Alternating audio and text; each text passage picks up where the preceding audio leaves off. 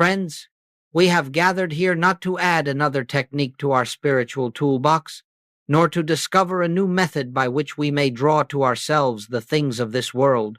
If that were our purpose, we would simply be repeating the age-old struggle of humanity, the attempt to improve the outer scene through force of mind or through the manipulation of thought.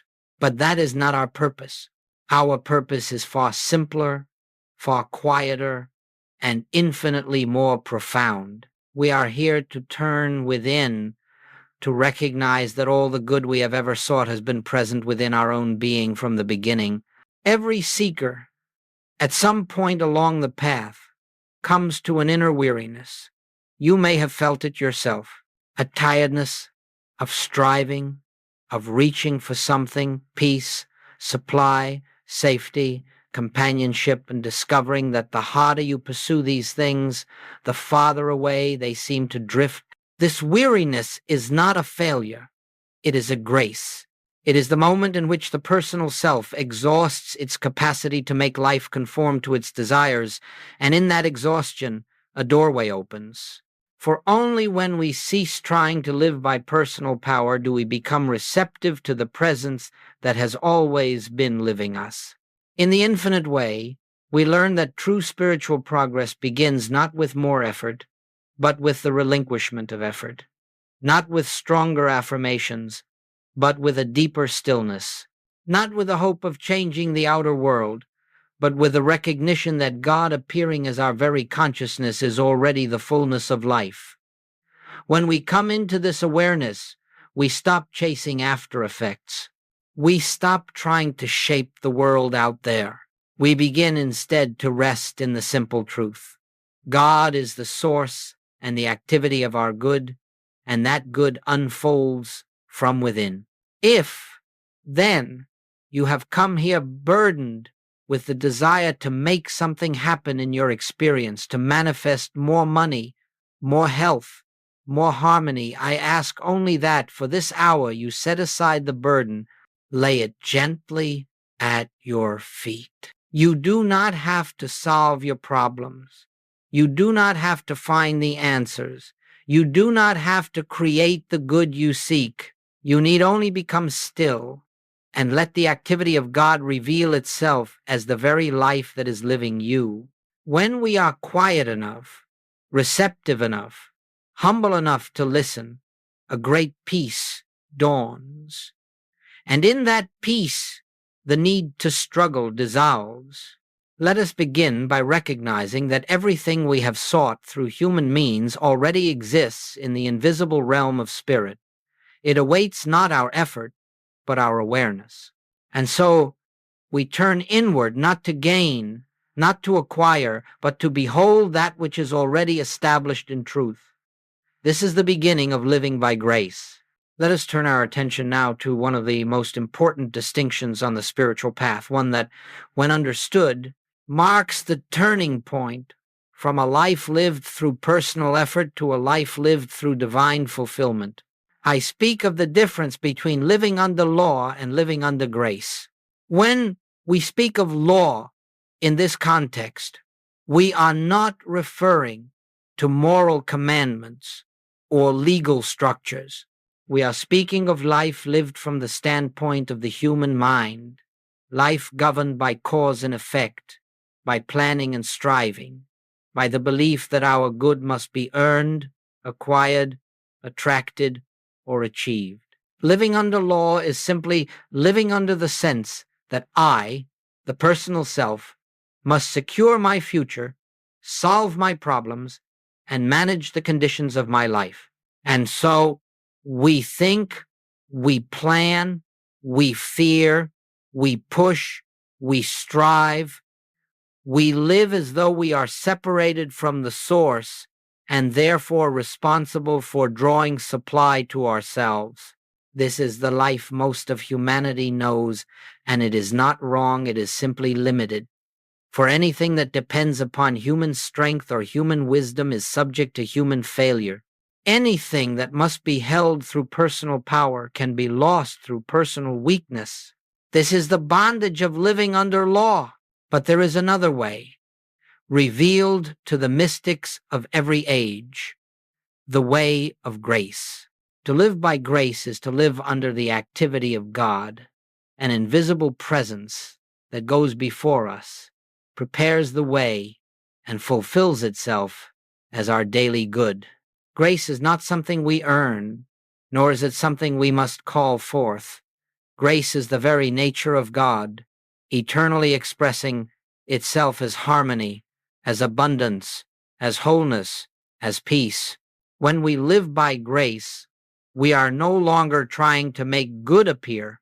We are bearing witness to the good that is already present in the invisible, awaiting our recognition. We are no longer laboring to secure our supply.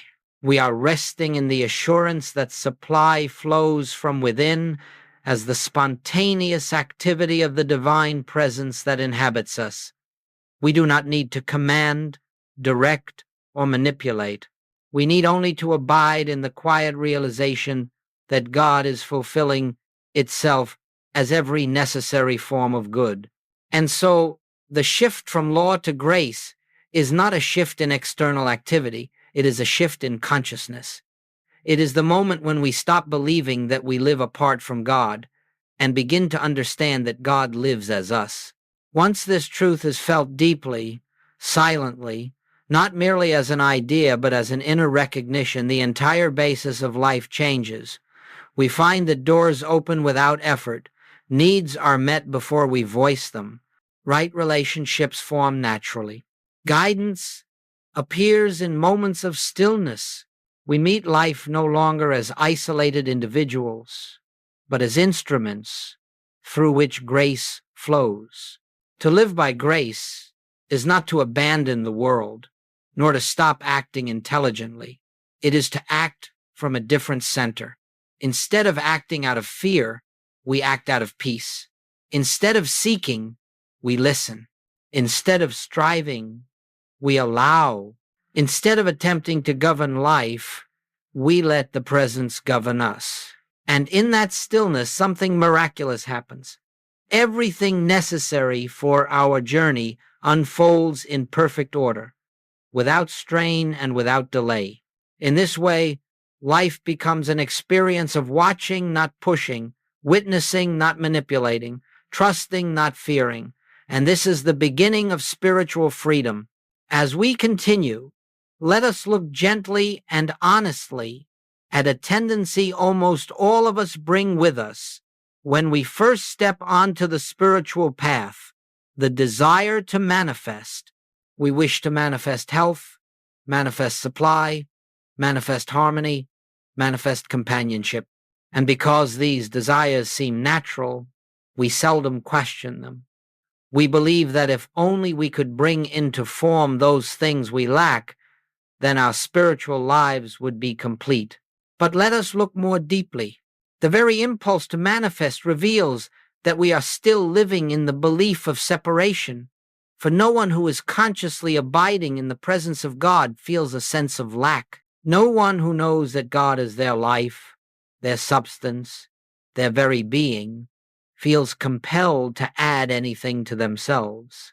The desire to manifest grows out of the conviction that something is missing, that something essential lies outside of us and must be attracted or created.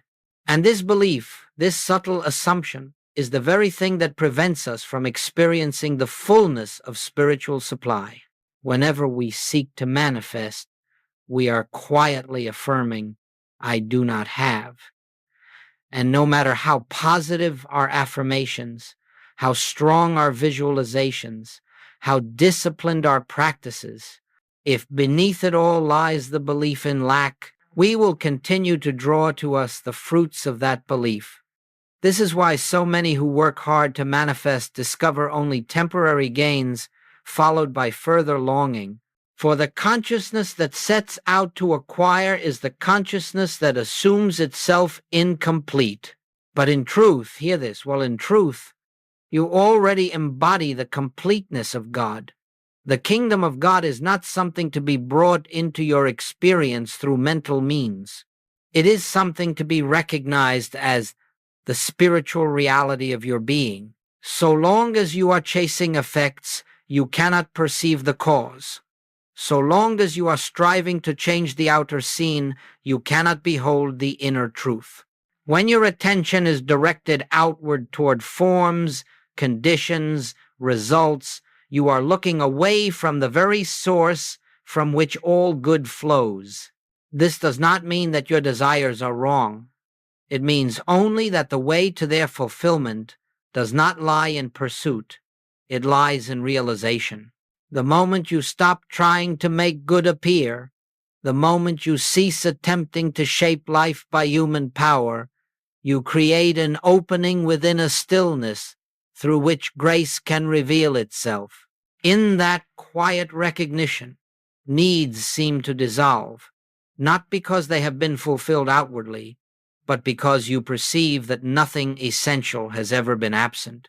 It is this inner shift, this transition from seeking to realizing, that marks the end of spiritual struggle. When you rest in the awareness that God is the fullness of your being, the outer forms appear in perfect order, without effort or fear, not because you manifested them, but because there is no longer a consciousness of separation to obstruct the flow of grace. Therefore I say, cease striving, cease seeking, cease attempting to draw to yourself that which is already yours. Turn gently within and let the presence reveal its own abundance as your experience. Now, let us come to a foundational principle of the infinite way, a principle upon which all spiritual supply rests. And I would ask that you do not try to grasp this merely with the intellect. Let it settle into you quietly as truth dawns gently in the receptive heart. Spiritual supply is not something God gives you. Spiritual supply is God itself, appearing as your consciousness, fulfilling its own nature through you. This is the essence of the teaching. Supply is not money. Supply is not opportunity. Supply is not outer conditions arranged in your favor. These are but the forms changing, fleeting, temporary, through which the real supply reveals itself. But the substance behind all form, the source behind every good you have ever known, is the presence of God. When you understand this, you will never again live in fear of loss. For what you seemed to lose was never the source. It was but a temporary form through which the source expressed itself. The forms come and go, as all things in the world must. But the substance, the spiritual essence, remains eternally present, eternally active, eternally fulfilling. When Jesus said, "I have meat ye know not of," he was pointing to this very principle. There is a hidden wellspring within every individual, the Christ, the divine consciousness that pours itself forth as supply, as harmony, as healing, as peace. We do not have to draw it forth. We do not have to ask for it. We do not have to convince it to appear. It is forever flowing, forever giving of itself. Our only task is to recognize its presence. When we live in the awareness of spiritual supply, we cease looking to people, conditions, or circumstances as our source. We no longer fear their absence, nor cling to their presence. We begin to see that every form of good that enters our experience is but the activity of God made visible for a moment. The forms change, but the source never changes. You may find that one day your supply seems to come through work, another day through intuition, another through an unexpected avenue, and another through pure spiritual revelation. Do not become attached to the channels. They are not the source. They are merely the ways in which the infinite appears at a given moment. As you realize this, something beautiful occurs. The grip of fear loosens. The sense of anxiety fades. The burden of personal responsibility lifts. You begin to live with a gentle assurance, an inner knowing that your good is not dependent on the world, nor on other people, nor even on your own human strength. It rests in the unchanging nature of God. When this realization becomes established in consciousness not as a concept, But as lived awareness, you will find that supply flows in ways you could never have orchestrated. It appears without strain, without forcing, without anxious planning. It reveals itself naturally, as effortlessly as light fills a room when the curtains are drawn back. This is the true principle of spiritual supply. God fulfills God's own nature as your experience, and the recognition of this truth is the beginning of freedom from all fear concerning your daily needs.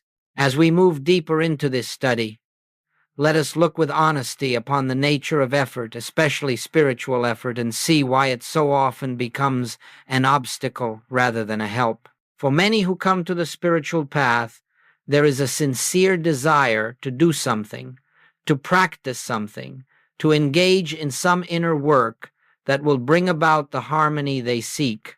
And yet, the very impulse to do is frequently the barrier to the realization of truth. The ego, that sense of a separate self, believes that it must accomplish something.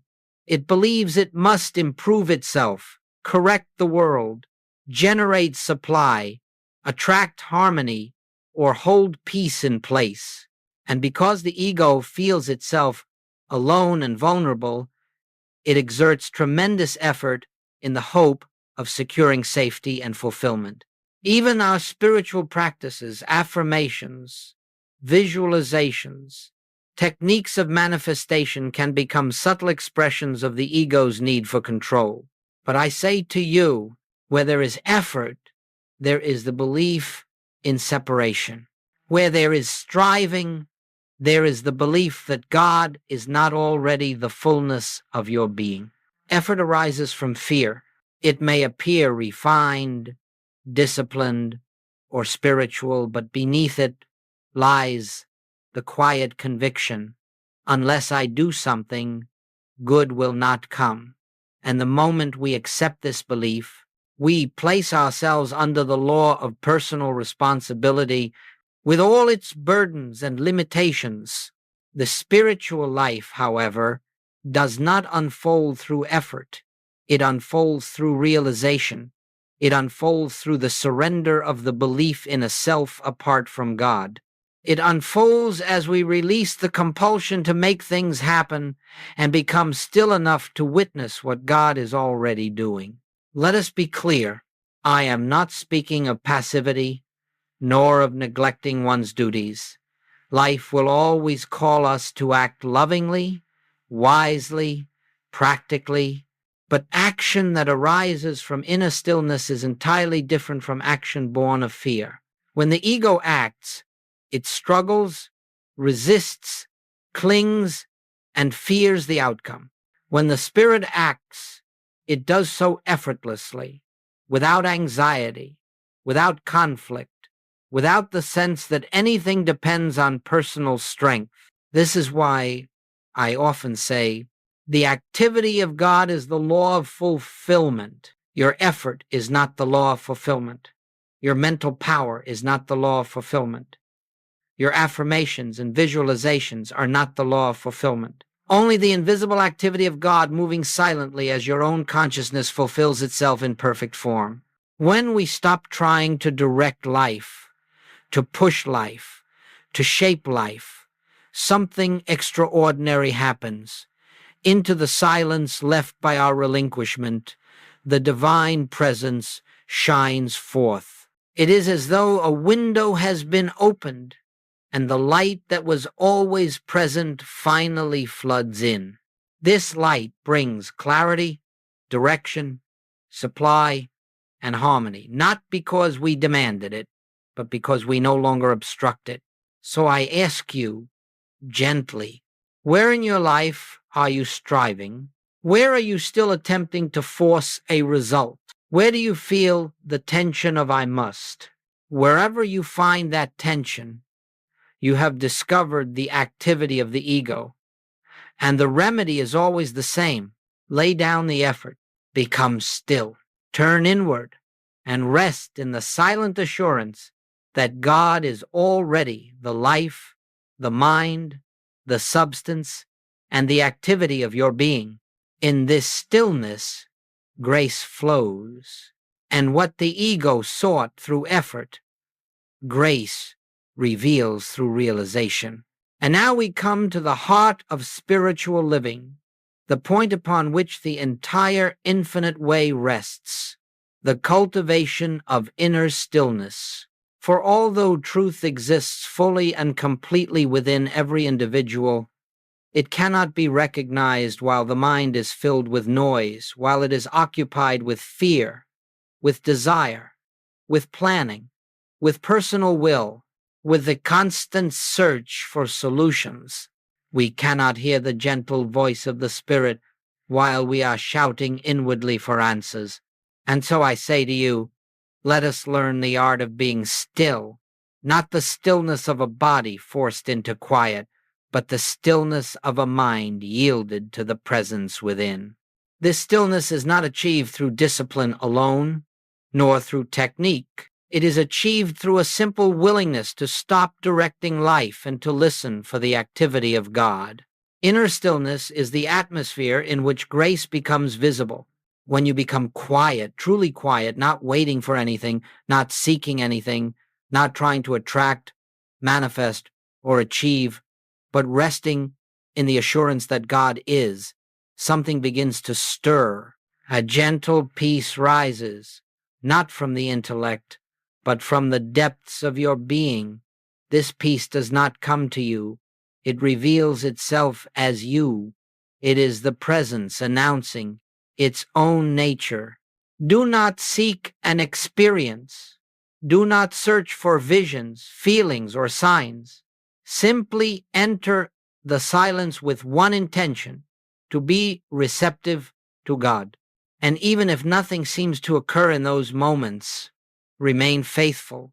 The seed of truth is sprouting beneath the soil of your consciousness, and it will break forth when the ground is ready. Let us consider for a moment what inner stillness actually is. It is the suspension of mental activity. It is the release of personal striving. It is the quiet realization that God is the only presence and the only power, and therefore there is no need to add anything, change anything, or direct anything. In that stillness, you are not trying to live your life. You are letting God live itself as you. This is the beginning of a miraculous shift. As you rest in silence, fear dissolves, not because you conquered it, but because you withdrew the belief in two powers. Lack disappears, not because you attracted abundance, but because you realize supply is the nature of God. Harmony returns, not because you corrected the world, but because you stopped attempting to govern it through personal will. In the inner stillness, you discover that you are not the doer. You are the witness. And the more deeply you realize this, the more freely grace flows. Many students ask, how long must I sit in silence? But silence is not measured in minutes. Silence is measured in receptivity. It may come in a breath, or it may come after many moments of relaxation from thought. Do not strain for it. Do not attempt to force it. Simply become still and allow the presence to make itself known in its own way, in its own time. And when it does, when that quiet click within announces the truth, you will know that you have touched the realm in which grace speaks. And in that wordless communion, all the good you ever sought is already fulfilled. Let us now look at how grace expresses itself in the everyday experiences of our human journey. For spiritual truth must never remain an abstraction. It must become the living atmosphere of our daily walk. And yet, grace does not always reveal itself with drama or spectacle. More often, it comes as a gentle harmony, a quiet adjustment, an unseen hand guiding us in ways we could never have orchestrated. When we speak of health, for instance, we are not speaking of a physical condition that must be improved or corrected by spiritual force. We are speaking of the realization that Life, divine life, is the substance of our being. As we rest in the awareness of this truth, the fear that gives power to disease begins to dissolve. And when fear dissolves, the body often responds with renewed harmony. But even more importantly, we find ourselves lifted into a peace that is independent of the body's condition. We discover that our true self has never been touched by illness, never vulnerable to decay. This recognition is itself the healing. So it is with supply. The world teaches us to measure supply in numbers, bank accounts, salaries, possessions. But spiritual supply is not a quantity, it is a presence. And when we trust this presence, when we stop trying to secure our future through anxious planning, we find that the necessary forms appear naturally. A step reveals itself, an opportunity unfolds, an unexpected avenue opens. This is not magic. It is the natural rhythm of a life lived in alignment with divine harmony. The outer form is always secondary. The inner realization is primary. In relationships, too, grace works in quiet and beautiful ways. When we stop trying to change others, when we stop demanding that they behave according to our expectations, a new harmony emerges. We begin to see through appearances. We begin to recognize the same divine presence that lives in us, living in them. And as this recognition deepens, criticism softens, resentment dissolves, and forgiveness becomes effortless. Sometimes relationships heal, sometimes they gently dissolve. But in either case, the movement of grace brings peace, not conflict. Remember always, grace does not follow our human outline. It does not conform to our desires or our sense of timing. Grace appears as the fulfillment of divine wisdom, not human will. And because divine wisdom sees farther than we ever could, its unfoldment is always perfect, though we may not recognize its perfection immediately. Many students ask, how will I know when grace is operating in my life? And the answer is simple. You will know it by the peace that precedes the form. You will know it when outer good begins to appear without strain. You will know it when decisions flow naturally, when the right people enter your life without effort, when problems resolve without conflict, when you find yourself guided by an inner certainty that is not your own. Grace is not dramatic, but it is unmistakable. It is the evidence of God fulfilling himself as your experience. And as you become more accustomed to turning inward, more willing to rest in the silence, more ready to trust the invisible presence, you will find grace appearing in every area of your life, not as something you make happen, but as something you witness. This is the beauty of spiritual living. Nothing is forced, and everything is fulfilled. Let us now bring this teaching into the rhythm of daily living, for truth must ultimately become the atmosphere in which we breathe, the consciousness from which we act, and the presence we return to throughout the day. Spiritual realization is not achieved in a single moment of illumination, nor is it sustained through occasional periods of meditation alone.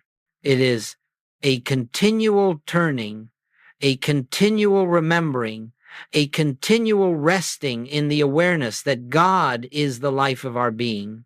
Each morning, before thought begins its activity, take a moment, however brief, to acknowledge the presence, not as a ritual, not as a discipline, but as a simple inner turning. Feel, if only faintly, that life within you, which is not personal, not separate, not burdened by fear. In that quiet recognition, you begin the day not as a self trying to achieve harmony, but as an instrument through which harmony can flow.